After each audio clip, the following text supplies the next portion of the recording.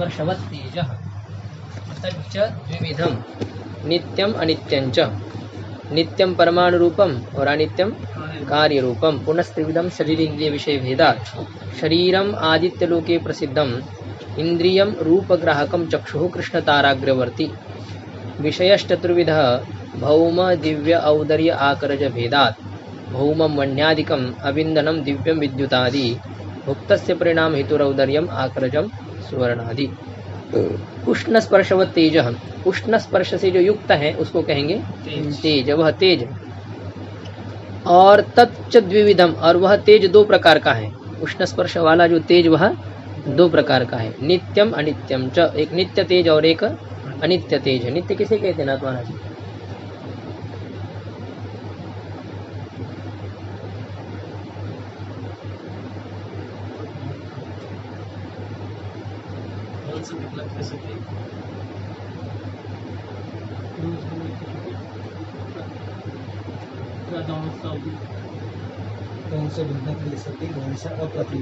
हाँ, ध्वंस से भिन्न होते हुए ध्वंस का जो अप्रतियोगी है उसको नित्य कहते हैं। तो ऐसा एक तेज है और दूसरा अनित्य तेज है। अनित्य किसे कहते हैं?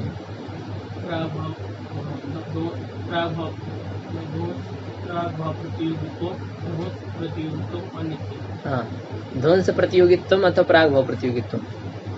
ध्वंस प्राग भाव अन्यतर प्रतियोगित्व, जो ध्वंस का प्रतियोगी हो अथवा प्राग भाव का प्रतियोगी हो, दोनों में से किसी एक का जो प्रतियोगी हो उसको अनित्य कहते हैं। चाहे प्राग भाव का प्रतियोगी हो चाहे ध्वंस का प्रतियोगी हो। तो इस प्रकार से वह ये जो तेज है, ये तेज दो प्रकार का है, नित्य तेज और अनित्य तेज। तो नित्य तेज कौन सा है? नित्यम परमाणु रूपम, परमाणु रूप जो तेज है वह तेज नित्य है। ये तो जानते हैं ना, अभी मूल में विचार हम लोगों का हो ही गया है। इसमें जो सूक्ष्म सूक्ष्म जो जाएंगे आप, तो तेज का जो अंतिम अविभाज्य घटक है जिसमें आप टुकड़ा नहीं कर सकते हैं उसको परमाणु कहते हैं। और वो परमाणु रूप जो तेज है वह नित्य है। ऐसे इस परमाणु के जो त्रिणुक रहेंगे ना, इसको आप देख पाएंगे। पृथ्वी के त्रिणुक आप देखते हैं जो आते हैं ना, 3 प्रकार के परमाणु आपको दिखाई देते हैं, त्रिणुक आपको दिखाई देते हैं। पृथ्वी के त्रिणुक, जल के त्रिणुक और तेज के त्रिणुक को आप देख सकते हैं। वायु के त्रिणुक दृष्टि के विषय नहीं होते हैं। ऐसे वो उसमें रूप नहीं है, रूप न होने के कारण से उनका प्रत्यक्ष नहीं होता है वायु के त्रिणुकों का। तो नित्य जो है परमाणु रूप तेज नित्य है, और अनित्यम कार्य रूपम, कार्य रूप जो तेज है वह अनित्य है। और वह जो कार्य रूप तेज है उसमें फिर से 3 प्रकार की है, शरीर, इंद्रिय और विषय के भेद से। तो तेज का कार्यभूत शरीर कहाँ है? शरीरम आदित्य लोके प्रसिद्धम, शरीर कहाँ है इस तेज का? आदित्य लोक में। सूर्य लोक में ऐसे तेजस्वी लोग रहते हैं, उनको आप देख नहीं सकते, ऐसा उनका शरीर रहता है। तो ऐसे सूर्य लोक में वह शरीर प्रसिद्ध है।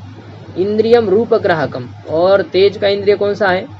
रूप का ग्रहण करने वाले जो चक्षु हैं वही तेज का कार्य रूप इंद्रिय है। और वो चक्षु कहाँ रहती है?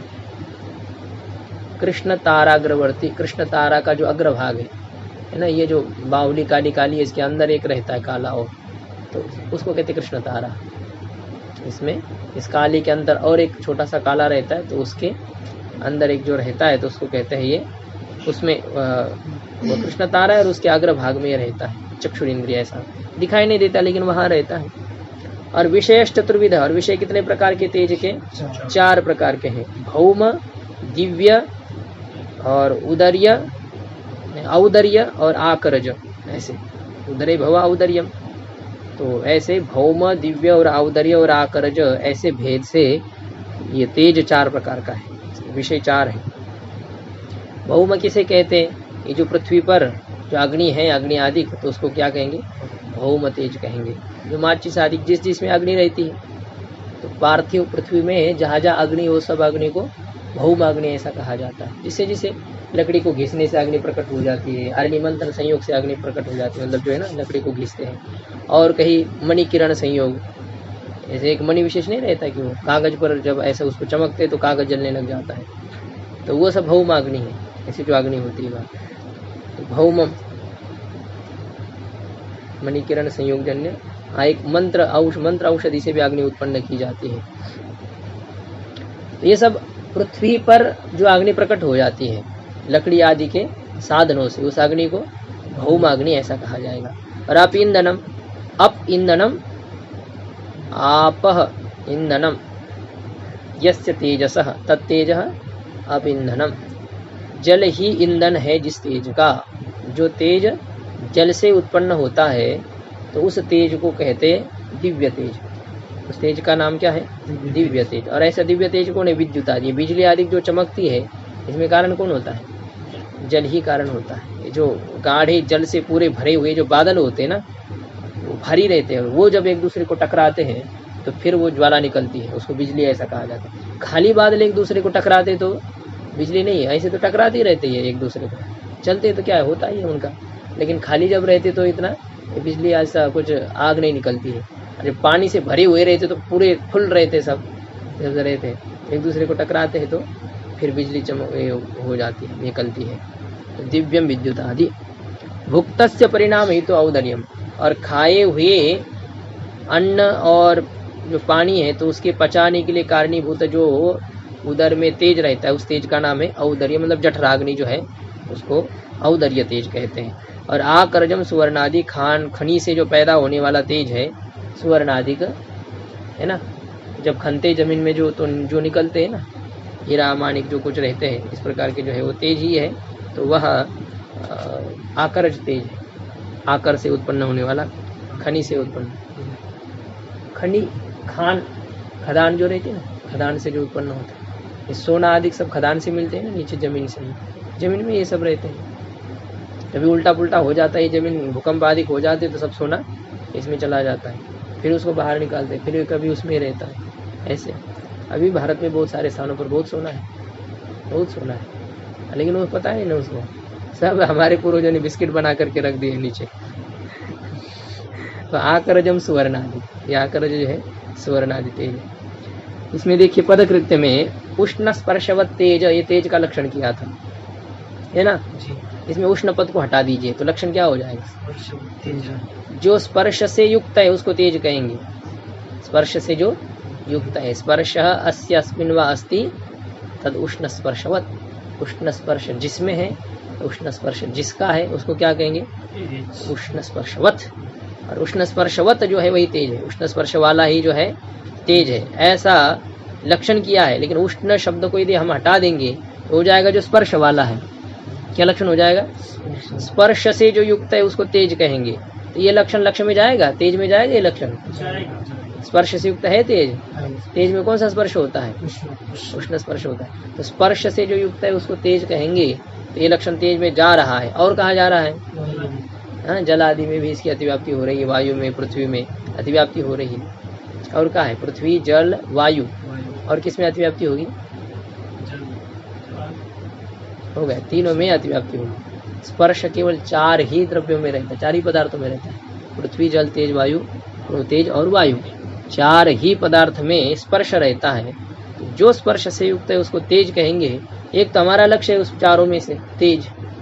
तो तेज के अलावा जो पृथ्वी है, जल है और वायु है, इनमें लक्षण अतिव्याप्त हो जाएगा। जब स्पर्श व तेज इतना लक्षण करेंगे तो ये लक्षण इसमें अतिव्याप्त होगा।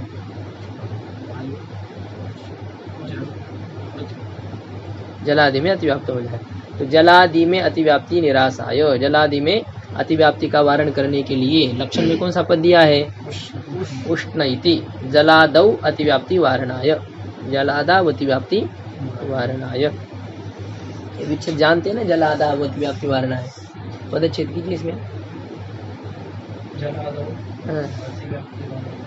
कौन सी संधि हो गई है? सूत्र से आवा आदेश हो गया। जलादौ अतिव्याप्ति वारण है, जलादि में अतिव्याप्ति का निराश करने के लिए सूत्र में उष्ण, ये लक्षण में उष्ण पद दे दिया है। तो उष्ण स्पर्श वाला जो है उसको तेज कहेंगे, जो उष्ण स्पर्श से युक्त है उसको तेज कहेंगे। तो उष्ण पद देने से अभी पृथ्वी, जल, वायु में अतिव्याप्ति होगी, क्योंकि पृथ्वी और वायु का स्पर्श, जल का स्पर्श कैसा है? किसका स्पर्श अनुष्णाशित है? पृथ्वी और वायु का अनुष्णाशित स्पर्श है। अनुष्णाशित का मतलब क्या होता है? तो अनुष्ण और अशीत, ठंडा भी नहीं और उष्ण भी नहीं, ऐसा जो होता है मध्यम गुनगुना जो स्पर्श है, ऐसा गर्म नहीं ज़्यादा ठंडा नहीं, ये है। और जल का कौन सा स्पर्श होता है? शीत स्पर्श। तो उष्ण स्पर्श वाले इन तीनों में से कोई है? पृथ्वी जल तेज में कोई है? पृथ्वी जल वायु में कोई उष्ण स्पर्श वाला है? पृथ्वी जल वायु में कोई उष्ण स्पर्श वाला नहीं है। तो उष्ण पद देने से उनमें अतिव्याप्ति का वारण हो जाएगा, है ना? ये बात समझ में आ गई? उष्ण स्पर्श व तेज लक्षण करने से अभी अतिव्याप्ति नहीं होगी। लेकिन फिर भी देखो, उष्ण स्पर्श वाला जो तेज का लक्षण किया ना, ये लक्षण काल आदि में अतिव्याप्त हो जाता है। किसी काल में उष्ण स्पर्श रहता है कि जन्यानाम जनकः कालः जगतामाश्रयो मतः, ऐसे इनमें अभी ये है, क्या कहते हैं, न्याय सिद्धांत मुक्तावली में जन्यानाम जनकः कालः, काल जो है ना, जितने जन्य पदार्थ हैं उन सबका जनक है। जितने कार्य है उन सभी कार्यों मात्र के प्रति काल जनक है। और जगताम आश्रय मत, सभी जगत का वो आश्रय है। काल क्या है? सभी जगत का। सभी जगत में, सभी जगत जो है काल में आश्रित रहते हैं, सब काल में रहते कालिक संबंध से। तो उष्ण स्पर्श भी कहाँ रहेगा? काल में रह जाएगा। कालिक संबंध से वह काल में रहेगा। जो गर्मी के दिन होते हैं तो उस काल में उष्ण स्पर्श रहता है कि नहीं? तो उष्ण स्पर्श से युक्त जैसा तेज है, वैसे उष्ण स्पर्श से युक्त कौन है? काल है। उष्ण स्पर्श से युक्त देश भी है ना? कई कई स्थान पर बहुत, जहाँ सीधी रेखा आ जाती ना, वो अक्षय वृत्त ऐसा जो कुछ कहते हैं उसमें, अब क्या अकोला आदि की तरफ है महाराष्ट्र में, तो वहाँ बहुत उष्णता, गर्मी बहुत रहती है सबकी अपेक्षा से। क्या उसके अक्षांश रेखांश, अक्षांश का कुछ है ऐसा, सीधा ही वहाँ पर किरण आ जाते सूर्य के, तो जहाँ से वो एक क्षेत्र है उसका पट्टी है, तो उसमें ज़्यादा ही ये रहती है, उष्णता रहती, गर्मी रहती है। देश भी क्या है? देश में भी उष्ण स्पर्श रहता है। तो जो उष्ण स्पर्श से युक्त है उसको यदि तेज कहेंगे तो ये लक्षण कहाँ अतिव्याप्त हो रहा है? काल आदि में, आदि से देश में, इसमें अतिव्याप्त हो रहा है।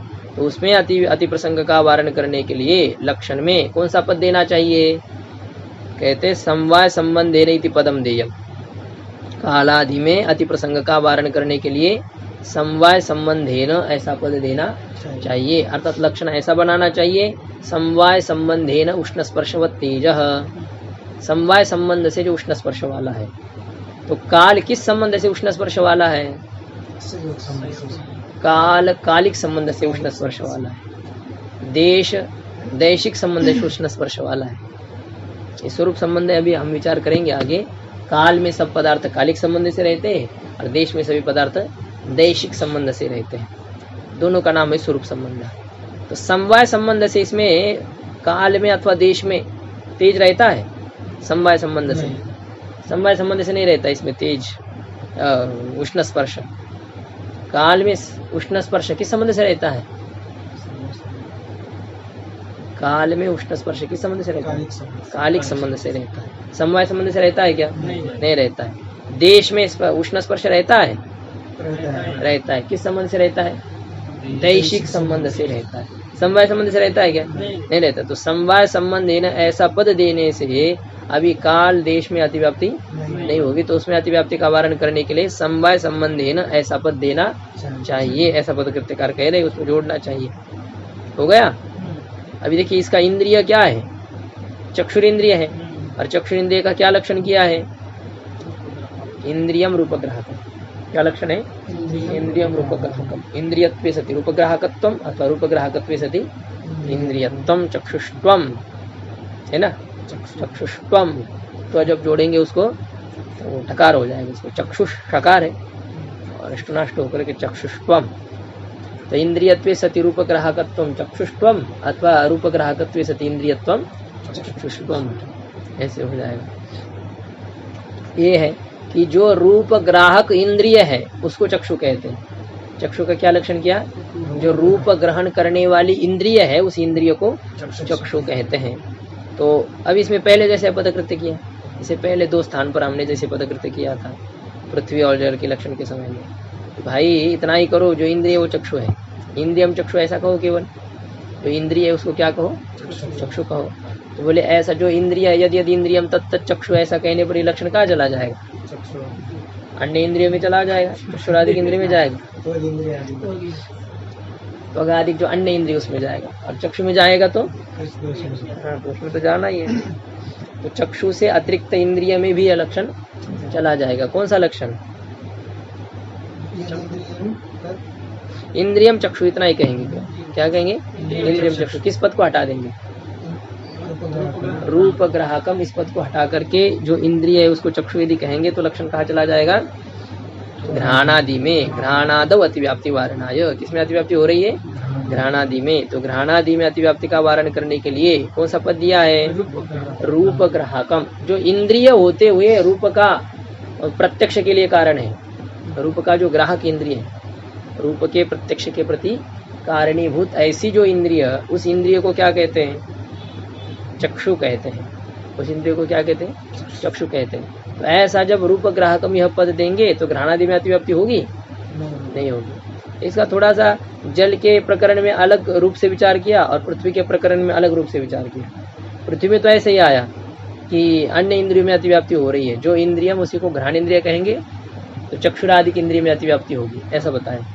और जल का लक्षण का जब हम विचार कर रहे थे तो बोले जो इंद्रिय है उसको यदि रसनेन्द्रिय कहेंगे तो कहाँ अतिव्याप्ति बताइए? वहां पर कहा कि रसनेन्द्रिय का अपने विषय के साथ, रस के साथ जो संबंध है उस संबंध में अतिव्याप्ति होगी। नहीं, इंद्रिय पद के बारे में आया था। ठीक, आगे के लिए आ रहा है। इतना पहले ये समझ लीजिए कि जो इंद्रिय है उसको हम क्या कहेंगे? चक्षुरिंद्रिय कहेंगे। इंद्रियम चक्षु, ऐसा करेंगे। क्या करेंगे? इंद्रियम चक्षु। तो ये लक्षण कहाँ अतिव्याप्त हो जाएगा? घ्राणादि में। तो घ्राणादि में अतिव्याप्ति का वारण करने के लिए कौन सा पद दिया? रूप ग्राहकम। तो अब लक्षण क्या हो गया है? इंद्रियम रूप ग्राहकम चक्षु, ऐसा हो गया चक्षु का लक्षण। अब ये अन्य इंद्रियों में नहीं जाएगा, है ना, क्योंकि रूप का ग्रहण करने वाली इंद्रिय हमारे पास कितनी है? एक ही है। केवल चक्षु इंद्रिय ऐसी है जो रूप का ग्रहण कराती है। अच्छा, फिर इंद्रिय पद को हटा दीजिए। इंद्रिय पद को हटाएंगे, रूप ग्राहकम इतना लक्षण करेंगे तो अन्य इंद्रिय में अतिव्याप्ति होगी? अन्य इंद्रिय में अतिव्याप्ति नहीं होगी। घ्राणादि इंद्रियों में अतिव्याप्ति होगी क्या? रूप ग्राहकम इतना लक्षण करने पर नहीं होगी। तो पूर्व पक्षी उतना ही सोचता है कि भाई उसमें घ्राणादि में अतिव्याप्ति का वारण करने के लिए आपने इंद्रिय पद दे दिया, रूप ग्राहकम पद दे दिया। घ्राणादि की इंद्रिय में अतिव्याप्ति का वारण करने के लिए रूप ग्राहकम पद दे दिया, तो बस उतना ही लक्षण बना दो। रूप ग्राहकम चक्षु, इतना लक्षण बना दो। तो इससे घ्राणादि की इंद्रिय में अतिव्याप्ति नहीं होगी और चक्षु इंद्रिय में लक्षण चला जाएगा। तो ठीक है, इतना लक्षण कर दो, इंद्रिय पद को हटा दो। रूप ग्राहकम चक्षु, ऐसा लक्षण करने पर किसमें अतिव्याप्ति होगी? काल आदि में अतिव्याप्त हो जाएगी। और चक्षु का जो संबंध है, चक्षु का जो रूप के साथ संबंध है, उस संबंध में भी अतिव्याप्ति होगी, है ना। यहाँ पर यह आया था जल के प्रकरण में, रसनेन्द्रिय का रस के साथ जो संबंध है, उस संबंध में अतिव्याप्ति का वारण करने के लिए इंद्रिय पद दिया था, ऐसा कहा था कल। तो अब यहाँ तो पृथ्वी के जैसी बात बताई जा रही। पृथ्वी में जैसे कालादि में अतिव्याप्ति का वारण करने के लिए इंद्रिय पद दिया था, घ्राण का जब हम विचार कर रहे थे उस समय, वैसे यहाँ पर किया जा रहा है। तो कालादौ अतिव्याप्ति निराशाय, कालादि में अतिव्याप्ति का वारण करने के लिए कौन सा पद दिया गया है? इंद्रियम। कितना लक्षण करने पर कालादि में अतिव्याप्ति हो रही थी? रूप ग्राहकम चक्षु, इतना लक्षण करने पर कालादि में अतिव्याप्ति हो जाएगी। कालादि, आदि से किसको लेंगे? अब यहाँ पर सभी नौ साधारण कारण आ जाएंगे, क्योंकि ये सब रूप के प्रत्यक्ष रूपी कार्य के प्रति सभी कारण है कि नहीं? 9 कारण। ईशस तज्ज्ञान यत्नेच्छाः कालो दृष्टम दिगेव च प्राक् प्रतिबंधका भावौ कार्ये साधारणाः स्मृताः। ये जो 9 है, ईश्वर, तज्ज्ञान, यत्न, इच्छा, काल, अदृष्ट, दिशा, प्राग भाव, प्रतिबंधका भाव, तो इन सभी में अतिव्याप्ति हो जाएगी। रूप का जो ग्राहक है उसको यदि चक्षु इंद्रिय कहेंगे तो रूप प्रत्यक्ष रूपी कार्य के प्रति ये कालादि सभी कारण है कि नहीं? तो इन कालादि में अतिव्याप्ति का वारण करने के लिए कौन सा पद दिया गया लक्षण में? इंद्रिय पद दिया गया है। तो रूप के ग्राहक कालादि है, लेकिन कालादि इंद्रिय है क्या? कालादि में कोई इंद्रिय है? 9 में 9 साधारण कारण में कोई भी इंद्रिय नहीं। तो इंद्रिय पद देने से उसमें अतिव्याप्ति का वारण हो जाता है। ये समझ में आ रहा है? तो इंद्रिय पद देने पर कालादि में अतिव्याप्ति का वारण हो गया। इंद्रियत्वे सति रूप ग्राहकत्व, ये चक्षु का लक्षण हो गया, है ना। अब ये कह रहे हैं इसमें जो दिया ना शरीर इंद्रिय विषय भेदात, यानी आगे की भेदात की बातें बता रहे पद कृत्यकार। भौम दिव्य औदर्य आकरज भेदात, ये भेदात जो पद आया है ना, ये इसका प्रत्येक के साथ संबंध होता है। भेदात इति पदम प्रत्येकम अभिसंबध्यते, भेदात इस पद का सबके साथ संबंध होता है। द्वंद्वादौ द्वंद्वान्ते च श्रूयमाणं पदम प्रत्येकम अभिसंबध्यते, द्वंद्व के आदि में और द्वंद्व के अंत में जो पद आता है उसका प्रत्येक के साथ संबंध होता है। या द्वंद्व के अंत में पहले द्वंद्व समास हो गया था, भौमश्च दिव्यंच औदर्यंच आकरजश्च, भौम दिव्य औदर्य आकरजाः व आकरजानि, भौमम दिव्यम औदर्यम और आकरजम, ये जो चार थे इन चारों में पहले इतर इतर द्वंद्व समास हो गया है ना, तो बन गया भौम दिव्यौदर्या करजानि, क्या बन गया, भौम दिव्यौदर्या करजानि, ये इतर इतर द्वंद्व हो गया। अब इस इतर इतर द्वंद्व के बाद फिर भेद के साथ इनका षष्ठी समास हो गया, तेषाम भेदः आकराजानाम भेदः आकरज भेदः, षष्ठी समास हो गया है। तो ये द्वंद्व समास के बाद में जो आपने भेद पद जोड़ दिया है, दूसरे समास के द्वारा कौन सा पद जोड़ दिया, भेद पद जोड़ दिया है। तो द्वंद्व समास के अंत में जो भेद पद आया है, द्वंद्व समास के अंत में, द्वंद्व समास के अंत में का मतलब नहीं होता द्वंद्व समास का अंतिम जो अवयव है उसको द्वंद्व समास के अंत में नहीं कहते हैं। जैसे चार अवयव हो गए ना द्वंद्व समास के, यहाँ पर भौम दिव्य औदर्य और आकरज, इन चारों में द्वंद्व समास हो गया है, चार पदों में, इन चार पदों में द्वंद्व समास हो गया। तो द्वंद्व के अंत में कौन है, ये नहीं, द्वंद्व के अंत में नहीं हो, द्वंद्व के अंत उसको कहेंगे तो पूरा तो द्वंद्व है। इस द्वंद्व के बाद में जो पद आया ना, आएगा ना, उसको द्वंद्वांत कहेंगे। इन चारों पदों का जो द्वंद्व समास बना, इन चारों पदों के द्वंद्व समास के बाद में यदि कोई दूसरा पद आएगा उसको कहेंगे द्वंद्वांत। इन चारों से पहले यदि कोई दूसरा पद आएगा उसको कहेंगे द्वंद्वादि, है ना। तो द्वंद्वादि ने तो ये हो जाएगा द्वंद्व, जब द्वंद्वांत और द्वंद्वादि आप कहेंगे दो पदों में जब समास होता है ना, रामश्च सौ कृष्ण, रामश्च कृष्णश्च, राम कृष्ण, दो पदों का हो गया ना द्वंद्व समास। अब आप ये नियम यहाँ घटाएंगे, द्वंद्वादौ द्वंद्वान्ते च श्रूयमाणं पदम प्रत्येकम अभिसंबध्यते, तो राम ये द्वंद्व का आदि पद है, तो इसके साथ कृष्ण पद जुड़ जाएगा, और कृष्ण ये अंत में, उसके साथ राम पद जुड़ जाएगा, ऐसा होगा ना। तो इसलिए जो है यहाँ पर ये नहीं समझना कि द्वंद्वादौ द्वंद्वान्ते च श्रूयमाणं पदम, वो द्वंद्व के जो घटक है उसको नहीं समझना। द्वंद्व से अतिरिक्त जो दूसरा पद आ रहा है उसको द्वंद्वांत कहेंगे, दूसरे समास के द्वारा, दूसरा समास हो रहा है तब वो द्वंद्वांत होता है। और उससे पहले यदि किसी दूसरे समास से दूसरा पद आप जोड़ रहे हैं उसको द्वंद्वादि कहेंगे, ऐसे हो रहा है। तो अभी हमने क्या किया, चार पदों का द्वंद्व समास किया था, चार पदों का द्वंद्व समास किया था, उसका फिर भेद पद के साथ कौन सा समास हो गया, षष्ठी समास। तेषाम भेदः भौम दिव्य आकरज भेदः, भौम दिव्यौदर्य आकरज भेदः, ऐसा बन गया नहीं।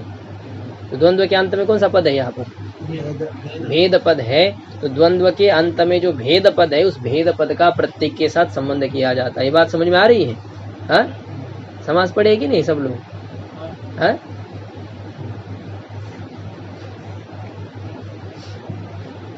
तो ये प्रत्येक के साथ इसका संबंध हो जाता है, भेदादिश पद का प्रत्येक के साथ संबंध किया जाता है। तो मतलब क्या हो जाएगा, भौम भेद से, दिव्य भेद से, औदर्य भेद से और आकरज भेद से, ये तेज चार प्रकार का है। तेज का विषय कितने प्रकार का है? चार प्रकार का। भेदात का सबके साथ अन्वय कर दीजिए, भौम भेदात, दिव्य भेदात, औदर्य भेदात और आकरज भेदात। ये पंक्ति समझ में आ गई? भेदादिति पदम प्रत्येकम अभिसंबध्यते, मिली ये पंक्ति?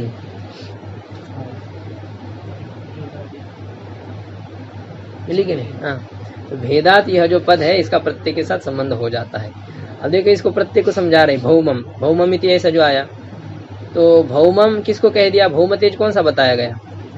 वन्यादिकम, वन्यादि बताया ना।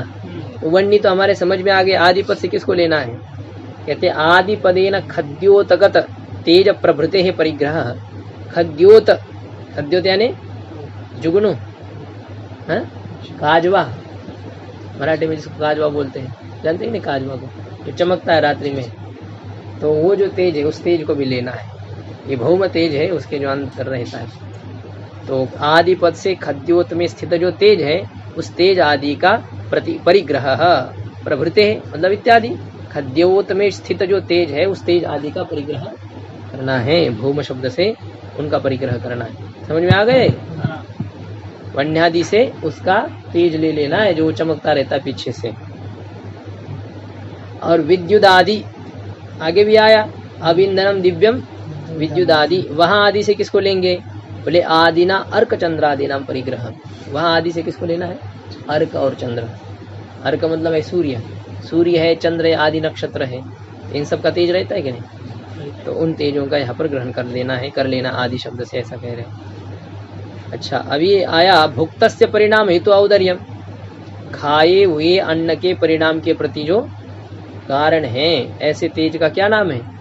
औदर्य तेज। उस तेज को क्या कहते हैं? औदर्य तेज कहते हैं। तो उस औदर्य तेज की व्याख्या कर रहे, भुक्तस्य खाया हुआ जो अन्नादि है ना, खाए हुए अन्नादि, और पीतस्य जलस्य, और जो पिया हुआ जल, जल को भी पचाना पड़ता है हमें, शरीर में जब जाता है ना तो वैसे वैसे उसका उपयोग नहीं होता है, उसको पकाया जाता है अंदर जाकर के। इसलिए तो भारी जल जब रहता है ना तो पचता नहीं कहते, यहाँ का जल मुझे पचता नहीं, वो सारी की समस्या है ना, यहाँ की जल बहुत भारी कहते हैं, यहाँ का पचता नहीं सबको, तो जल को भी पचाना पड़ता है और अन्न को तो पचाना है ही है। जठराग्नि को ये काम रहता है, बाहर पका करके फिर अंदर पकाना पड़ता है। तो खाए हुए अन्न का और पिया हुआ जो जल, इस जल का जो परिणाम है, खाए हुए अन्न का परिणाम और पिए हुए जल का परिणाम, परिणाम का मतलब जीर्णता है ना, उसको जीर्ण करना, उसको पकाना, और तस्य हितो, उसके पकाने के प्रति जो कारण है उस तेज को कहते हैं औदर्य तेज। जठराग्नि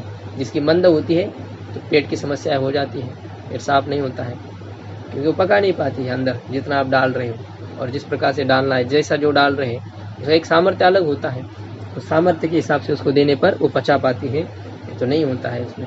तो तस्य हेतु औदर्य, उसका हेतु कौन है? किसका?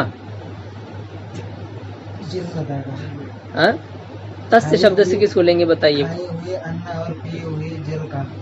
जल का, तस्य का अर्थ वो हो गया। तो पंक्ति से अभ्यास समझना है। अभी तस्य जो होता है ना, पूर्व का परामर्श करने वाला सर्वनाम है, तो तस्य से हम किसको पकड़ेंगे पीछे? तस्य वो तो दो हो गए, तो तस्य से कैसे लेंगे?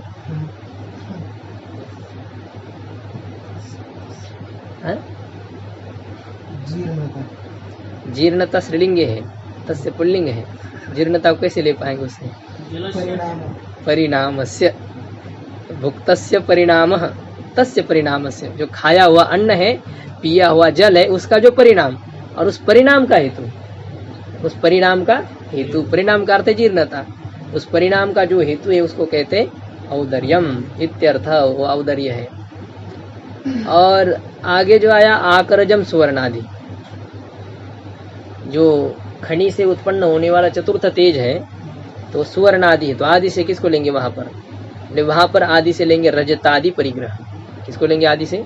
रजत। ये देखो नीचे श्लोक दिया है उन्होंने, सुवर्णम रजतम ताम्रम रीति कांस्यम तथा त्रपु सीसम कालायसम चैवम अष्टौ लौहानि चक्षते।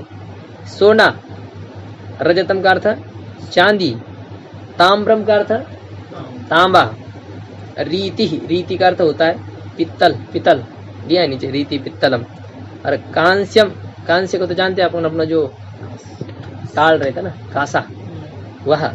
और त्रपु, त्रप यानी रांगा होता है, त्रप यानी क्या है? रांगा एक धातु है जिसमें ये बनाते हैं, इसमें ये छुड़ी आदि नहीं बनाते, इसमें इस प्रकार का जो होता है रजत रंगम, नहीं इस प्रकार से चमकने वाला रजत के जैसा है, नकली चांदी ऐसा समझ लो, चांदी से जैसे चमकने वाली जो होती है नकली चांदी, ये बनाते हैं ना इसे, नकली चांदियाँ जो माताओं के जोड़े आदि को बनाए जाते हैं ना, पैर में जो पहनते हैं, नकली चांदी के रहते, देखो नकली सोना, नकली चांदी जो रहती है, उस नकली चांदी को ये रांगा ऐसा कहा जाता है, त्रपु ऐसा कहा जाता है।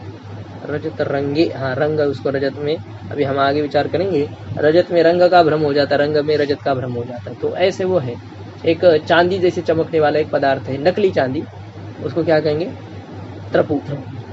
और सीसम, सीसा, ये जानते हैं ना आप, सीसा। और कालायसम, कालायस का मतलब होता है पोलाद, जो काला लोहा जो होता है ना, उसको कहते कालायस। ये 8 प्रकार के लोहा कहे जाते हैं, इनको 8 प्रकार के लोहा ऐसा कहते हैं। तो इनमें से कुछ है तेजस है, सोना चांदी तांबा आदि जो है ना, इनमें सब सोने की मात्रा ही रहती है, ये सब है। इसको तेजसी माना जाता है इनको।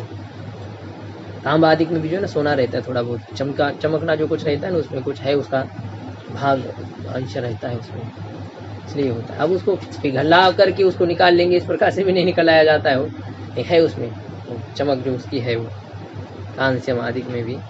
तो ये 8 प्रकार के ऐसे, ये इसमें आदि से इनका ग्रहण करना ऐसा इन्होंने लिखा है। तो लोहा आदि तो पूरा पूरा पार्थिवी लगता है, इन्होंने ये आदि से इनको तेज के अंतर्गत दे दिया है। तो जितना सब सोना चांदी तो मान ही लो, और बाकी तो कुछ नहीं, ऐसा है। जिनको जलाने पर वह उनका द्रव रूपता जो है ना वो जलती नहीं है। सोने को चाहे देखो जितना तपाएंगे तो भी वह जलता नहीं है, सोने को तपाने पर भी वह जलता नहीं। हाँ, उसमें जो हिनकस भाग जो रहता है ना वो जल जाता है। सोना जितने तपाएंगे उतना वो शुद्ध होता रहता है, शुद्ध होता रहता है। अत्यंत सूक्ष्म जो उसमें है अशुद्धि वो निकल जाती है, लेकिन सोना नहीं जलता है। बाकी सब द्रव्य पदार्थ, लोहे को यदि आप जलाएंगे तो जल जाएगा लोहा अग्नि से, लेकिन ये नहीं जलता है, सोना नहीं जलता है। तो ऐसा ही सोना जो है तेज का कार्य ऐसा कहते हैं। अच्छा, ये हो गया अभी हमारा तेज का विचार। अभी वायु का विचार करना है। रूप रहित स्पर्शवान वायु हो सद्विविध नित्यो अनित्यश्च, नित्य परमाणु रूप अनित्य कार्य रूप, पुनस्त्रिविध शरीर इंद्रिय विषय भेदात्, शरीरम वायुलोके इंद्रियम स्पर्शग्राहकम त्वक् सर्व शरीरवर्ती, विषयो वृक्षादि कंपन हेतु शरीरांतः संचारी वायु प्राणः, सचैकोपि उपाधि भेदात् प्राणापानादि संज्ञां लभते। यदि रूप रहित स्पर्शवान वायु हो, जो रूप से रहित होते हुए स्पर्श वाला है, जिसमें रूप नहीं लेकिन जिसमें क्या है स्पर्श है, उसको वायु कहते हैं। रूप से रहित होते हुए स्पर्श वाला जो है वायु है। वह 2 प्रकार का नित्य वायु अनित्य वायु, नित्य परमाणु रूप है, अनित्य कार्य रूप है। फिर उस अनित्य वायु में 3 प्रकार है, शरीर इंद्रिय और विषय के भेद से। शरीर कौन सा है वायु का? वायु लोक में प्रसिद्ध है। वायु का कार्य रूप शरीर वायु लोक में ऐसा रहता है, दिखाई नहीं देते लोग, ऐसे रहते हैं उनके शरीर। और इंद्रियम स्पर्श ग्राहकम, और इंद्रिय कौन सा इसका? स्पर्श का ग्रहण करने वाला त्वग इंद्रिय इसका इंद्रिय है। और ये कहाँ रहता है त्वग इंद्रिय?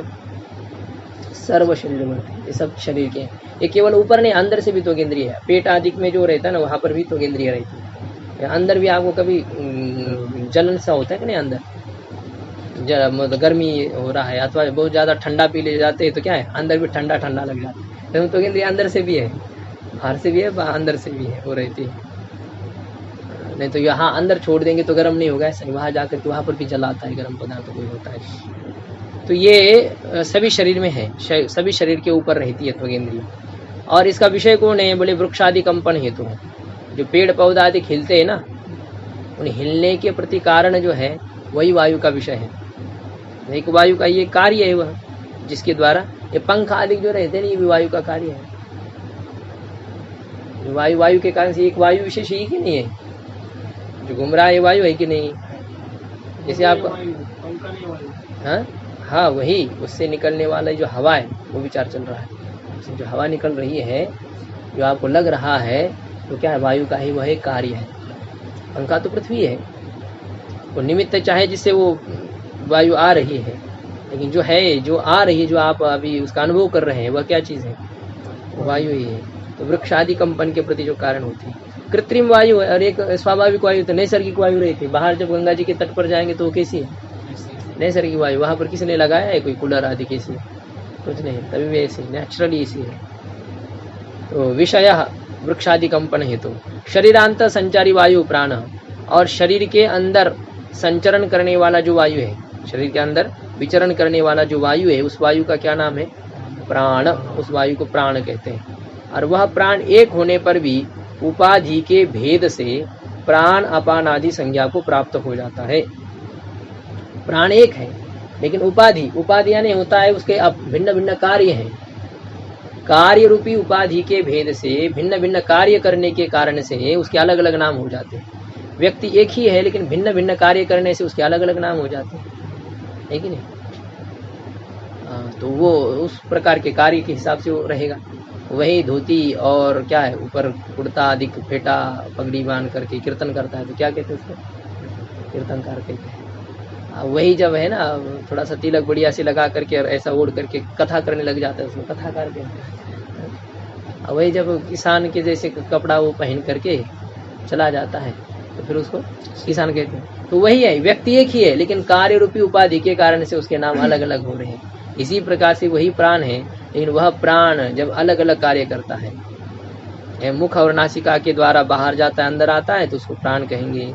और वह जब मल आदि के बाहर है ना मल मूत्र के त्याग के प्रति जो कारण बनता है तो उसके कारण से उसको अपान कहेंगे। इसमें उपाधि, इसमें दुधाय धारण पोषण धातु है। उपसर्गे घो हो की ही ऐसा होता है। उपसर्ग उपपद रहते घोसंज्ञक धातु से की प्रत्यय हो जाता है। उप आंग उपसर्ग पूर्वक दुधाय धातु से की प्रत्यय हो गया, उपाधि ही ऐसा बन गया। समाधि ही आधि व्याधि बहुत सारे शब्द है। तो उपाधि भेदात, ये उपाधि के भेद के कारण से एक ही होने पर भी भिन्न भिन्न कार्य रूपी उपाधि के कारण से इसके भिन्न भिन्न संज्ञाएं हो जाती है, प्राण के अलग अलग नाम हो जाते हैं, ऐसा ही कहते हैं। देखिए पदकृत्य में घटादि वारणाय विशेषणम कहते लक्षण क्या किया वायु का लक्षण रूप रहित स्पर्शवान वायु। हाँ ये बताइए इसमें विशेषण कौन है? रूप रहित ये विशेषण है। और विशेषण कौन है नात्मा? स्पर्शवान विशेषण कौन है? विशेषण रूप रहित ये विशेषण। हाँ विशेषण कौन है वो पूछा आपको, वही डबल पूछा। विशेषण है रूप रहित है। और विशेष्य कौन है?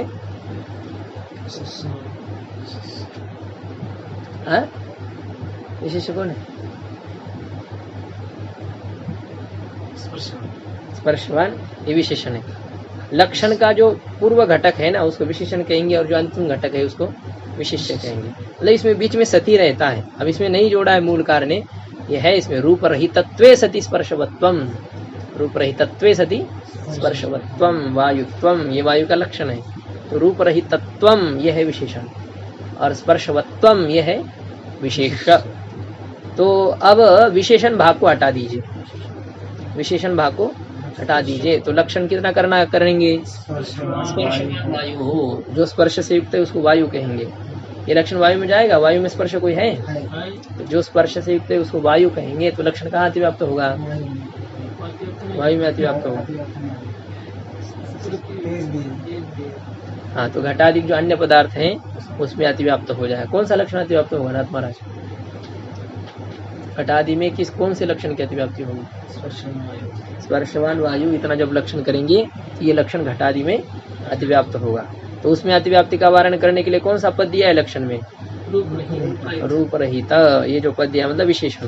देखिए पदकृत्य में क्या कह रहे हैं? घटादि वारणाय विशेषणम, घटादि में अतिव्याप्ति का वारण करने के लिए विशेषण पद दिया है, अर्थात रूप रहित यह पद दे दिया है।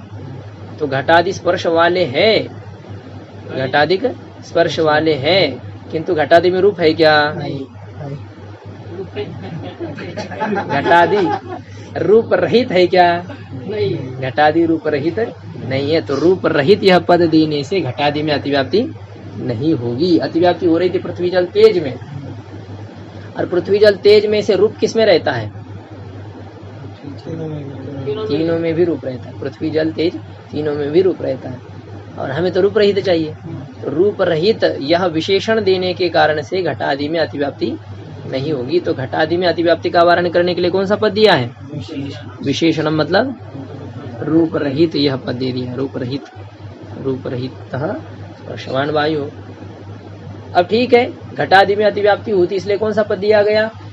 रूप रहित। तो फिर उतना ही लक्षण कर दो, रूप रहित वायु।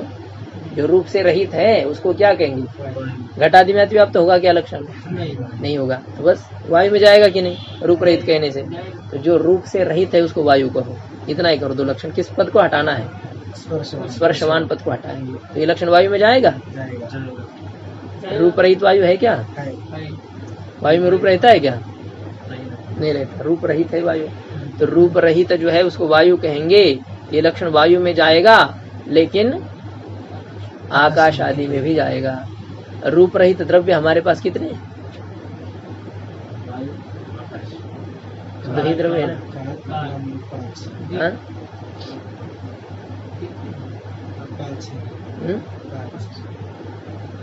छह है। 9 द्रव्यों में से 3 द्रव्यों में रूप रहता है, पृथ्वी जल तेज, इन तीनों में रूप रहता है। तो आगे वायु, ठीक है, अतिव्याप्ति के लिए आप 5 कह सकते हैं, लेकिन बाकी 6 में रूप रहता है, रूप नहीं रहता। वायु, आकाश, काल, दिक्, आत्मा और मन, ये जो 6 है, इन 6 में रूप नहीं रहता है। तो जो रूप रहित है उसको यदि वायु कहेंगे तो लक्षण की अतिव्याप्ति कितने में होगी? 5 में अतिव्याप्ति हो जाएगी, है ना। आकाश, काल, दिक्, आत्मा और मन, इनमें अतिव्याप्ति हो जाएगी रूप रहित ऐसा कहने से। और भी आप रूप रहित ये भी है अन्य गुण आदि, उसमें भी तो कोई रूप नहीं रहता है। गुण में रूप रहता है।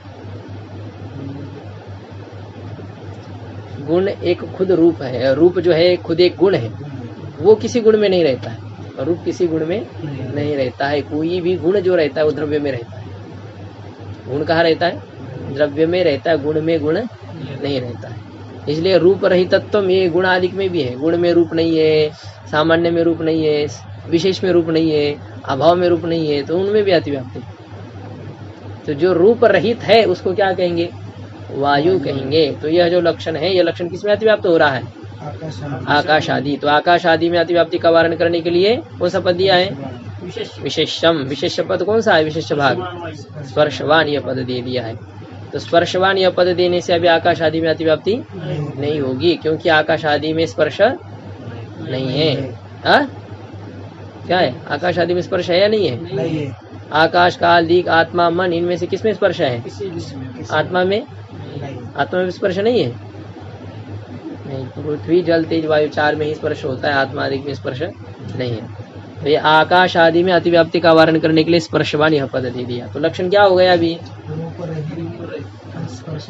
बस इतना ही, इसके ऊपर और कोई विचार नहीं किया। रूप रहित स्पर्शवान जो है उसको वायु कहते हैं। हाँ, स्पर्श वाला वह है तो समवाय संबंध ने जोड़ दो। समवाय संबंध ने रूप रहितत्व से स्पर्शवत्व, यही होता है। ज्यादा विचार नहीं हो, उनको जहाँ तक है जब विचार करना है तो कर लेते हैं। ऐसे आगे आगे तो अब क्या छोड़ेंगे, फिर आगे वाले टीकाकार को भी तो कुछ रहना चाहिए कि पदकृत्यकार ये सब खा जाएंगे। तो अब इंद्रियम स्पर्श ग्राहकम, इंद्रियम क्या है? स्पर्श ग्राहकम त्वक, ऐसा कर दिया था। अब इसमें यदि स्पर्श ग्राहकम पद नहीं देंगे, स्पर्श ग्राहकम पद नहीं देंगे, इंद्रियम त्वक ऐसा करेंगे। क्यों? जो इंद्रिय है वह क्या है? त्वगेंद्रिय है।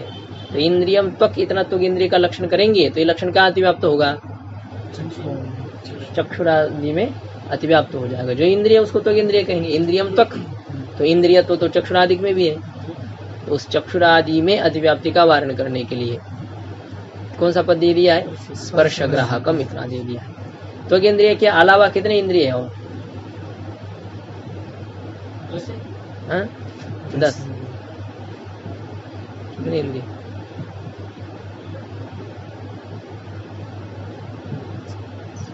ये इनके मत में कर्म इंद्रिय का कोई विचार नहीं आता है। हस्त, पाद, वाक आदि के इनका विचार नहीं इनके मत में। ये 5 इंद्रिय की ये चर्चा करते हैं, जो है श्रोत्र, त्वक, चक्षु, रसन, घ्राण और मन। एक मन है, तो उनमें से एक तो हमारा एक लक्ष्य है ये त्वगेंद्रिय, उसके अलावा है 5 इंद्रिय। तो चक्षुरादि में अतिव्याप्ति का वारण करने के लिए कौन सा पद दे दिया है? स्पर्श ग्राहकम, ऐसा पद दे दिया। स्पर्श का ग्रहण करने वाले जो इंद्रिय है उस इंद्रिय को त्वक कहते हैं। ऐसा कहने से चक्षुरादि में अतिव्याप्ति नहीं होगी। अच्छा, फिर ऐसा कर दो, स्पर्श ग्राहकम त्वक, जो स्पर्श के प्रत्यक्ष के प्रति कारण है उसको त्वगेंद्रिय कहेंगे, जो स्पर्श का ग्राहक है उसको त्वगेंद्रिय कहेंगे। तो अन्य इंद्रिय में अतिव्याप्ति होगी? नहीं, अन्य इंद्रिय में अतिव्याप्ति नहीं होगी। तो इतना ही लक्षण बना दो। कहते ही इतना ही लक्षण करेंगे तो कालादव अतिव्याप्ति, इसमें अतिव्याप्ति हो जाएगी कालादि में, क्योंकि स्पर्श का ग्रहण करना एक कार्य है और इस सभी कार्य मात्र के प्रति कालादि 9 साधारण कारण होते हैं, है ना। तो उनमें अतिव्याप्ति होने के कारण से लक्षण में कौन सा पद दे दिया है? इंद्रियम। स्पर्श ग्राहक जो इंद्रिय है उसको कहते त्वक, ऐसा लक्षण किया। अच्छा, अभी इसमें आगे आया, विषय में विचार किया गया कि वृक्षादि कंपन हेतु हो। इसका विषय कौन है? वृक्षादि कंपन, वृक्षादि के हिलाने के प्रति जो कारण है। तो वृक्षादि आदि से किसको लेना है? बोले आदि पदे न जलादि ग्रह परिग्रह, आदि पद से किसका ग्रहण करना है? जलादि, जलादि के हिलने के प्रति जो कारण है। पेड़ जैसे हिलते हैं उसी प्रकार से जल का भी हिलता है क्या? हाँ, तो जल के हिलने के थोड़ा थोड़ा, हाँ, तो जल के हिलने के प्रति कौन कारण है? वायु। उसमें भी वायु कारण होते हैं। ऐसा आपने देखा ये वो जो कभी समुद्र के तट पर जा करके हवा जब चलती है उधर जाने नहीं देते लोग, तो बहुत भयंकर वह तरंग आ जाते हैं। कन्याकुमारी में देखा, वो दरवाजा बंद कर देते, उन्हें उस तरफ नहीं जाने देते फिर, क्योंकि बहुत लोग मर जाते हैं उनके निकट जाते, और वो कोई ज़्यादा नहीं लेकिन वो इतनी तूफान से आ जाते हैं, डर जाता है आदमी, और वो खींचता भी है, समुद्र अंदर खींचता है थोड़ा।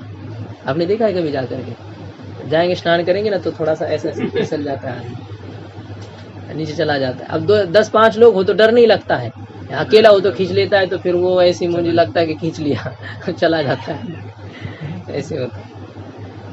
तो क्या चल रहा है? ये जल आदि के परिग्रह के प्रति जो कारण होता है, मैं जल आदि का परिग्रह करना है, जल आदि के हिलने के प्रति कारण है जो है, उसको भी वो वायु का विषय ऐसा समझ लेना है। आदि पद से जलादि का ग्रहण कर लेना है। और शरीरांत संचारी ऐसा जो आया था, शरीर के अंदर विचरण करने वाला जो वायु है उसको क्या कहते हैं? प्राण कहते हैं। अब ये शरीरांत संचारी वायु प्राण, ये प्राण का लक्षण किया। क्या लक्षण किया प्राण का? शरीरांत संचारी वायु हो प्राण है। प्राण का जो लक्षण किया है इसके ऊपर पद कृत्य कर रहे हैं। ये शरीरांत संचारी पद को हटा दीजिए, शरीरांत संचारी पद को हटा दीजिए। प्राण का क्या लक्षण कीजिए? वायु प्राण। कितना लक्षण करेंगे?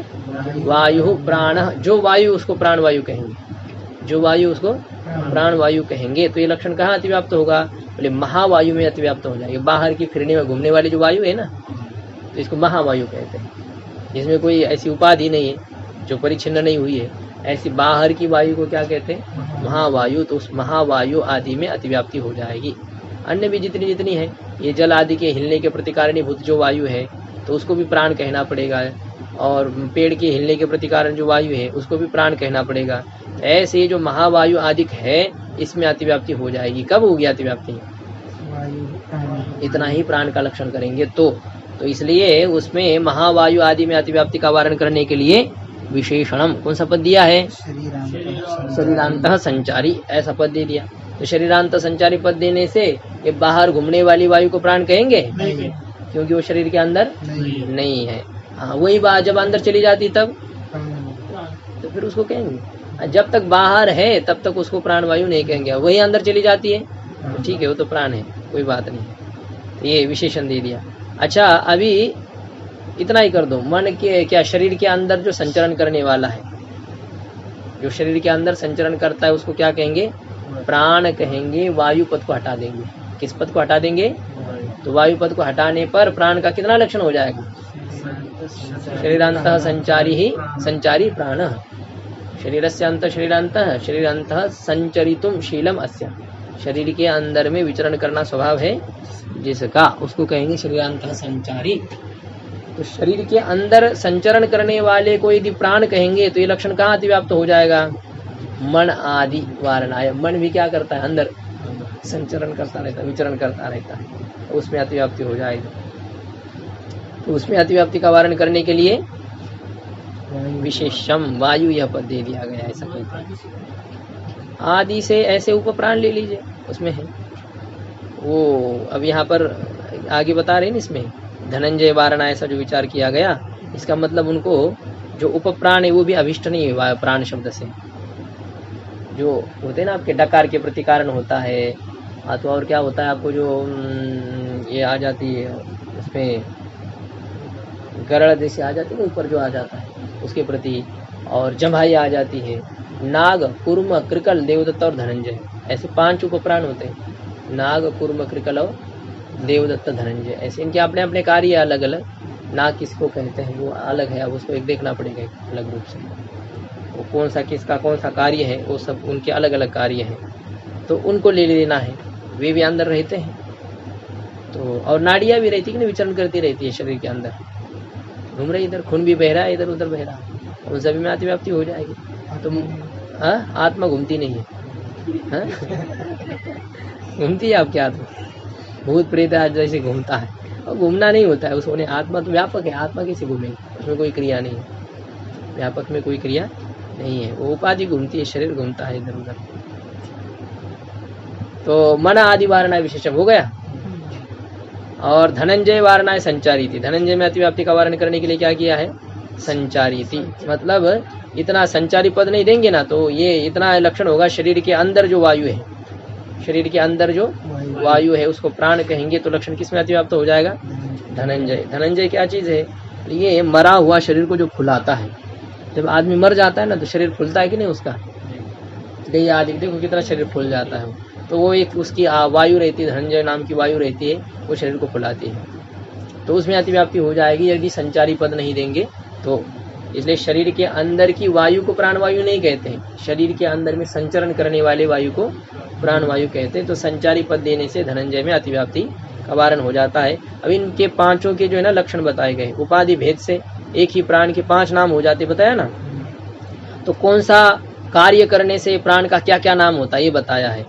मुख नासिकाभ्याम निर्गमन प्रवेशनात् प्राण, मुख और नासिका के द्वारा निर्गमन और प्रवेशन करने के कारण से, निर्गमन का मतलब होता है निकलना और प्रवेशन का मतलब होता है घुसना, तो मुख और नासिका के द्वारा जो वायु अंदर चली जाती है और बाहर निकल जाती है ना, जो वायु मुख और नासिका के द्वारा बाहर निकलती है और प्रविष्ट हो जाती है, तो इस कार्य के कारण से उस प्राण का ही नाम क्या हो जाता है, प्राण। उस प्राण को प्राण कहते हैं उस समय। और जब वही दूसरा कार्य करता है, जलादे अधोनयना तपान, जलादि को जब वो नीचे ले जाता है, जैसे हम नीचे डाल देते तो नीचे चला जाता है कि नहीं, यहाँ पर मुख में जब छोड़ देते तो क्या हो जाता है, अंदर चला जाता है, घुस जाता है अंदर वो, तो उस जलादि के नीचे ले जाने के प्रति जो कारण होने से उस प्राण वायु का क्या नाम होता है, अपान, उसका अपान ऐसा नाम हो जाता है।